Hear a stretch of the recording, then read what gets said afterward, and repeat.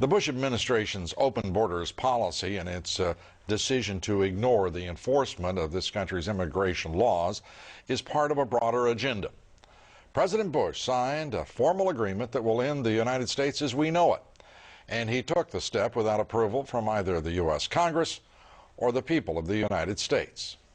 Bill Tucker reports.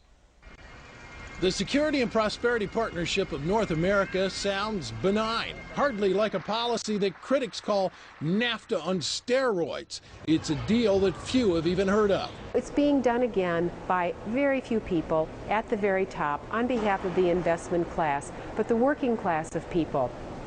Political officials across our country, from communities, from cities and so forth, they don't know anything about this. Yet it was agreed to by Mexico's President Fox, Canada's Prime Minister Martin, and President Bush in 2005. Administration officials counter their critics by saying everything about SPP is on the White House website. And they say the partnership is not a treaty, but more of an outline of priorities between the United States, Mexico, and Canada. Still, some wonder why there haven't been public discussions about the goals being pursued. This SPP includes, for instance, a committee that is sitting down to harmonize our meat inspection and food safety. So how far away from a trade agreement can your dining room table and what you feed your kids be? Other parts of the agreement mention border security as an issue, which include all of North America. In fact, the name of the agreement is not Security and Prosperity of the United States, but of North America. When we elect officials, we expect them to act on our behalf. When we get involved in cooperative frameworks with other countries for joint regulation of fisheries or rail transportation or the skies, we're basically sharing our sovereignty with that government and outsourcing some of what we give our elected officials. As disturbing as some find SPP, there is legislation in the House introduced by Florida's Katherine Harris that closely resembles the goals of the partnership. Included in that bill is a section which calls for the securing of Mexico's southern border by the United States and Canada. Lou, that's not the border with the United States, that's the border they share with Belize and Guatemala.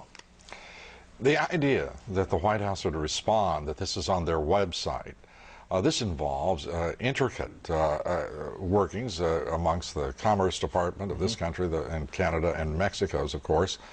A regional prosperity and security program. This is absolute ignorance.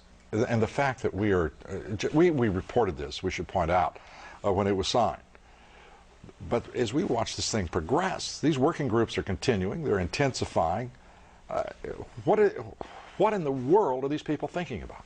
Well, they say, look, these are a declaration and an outline of our priorities. And when I called them today, Lou, they said I was the first phone call they had received literally since the deal was first signed. So people are not paying attention, and they're letting them, in fact, get away with this.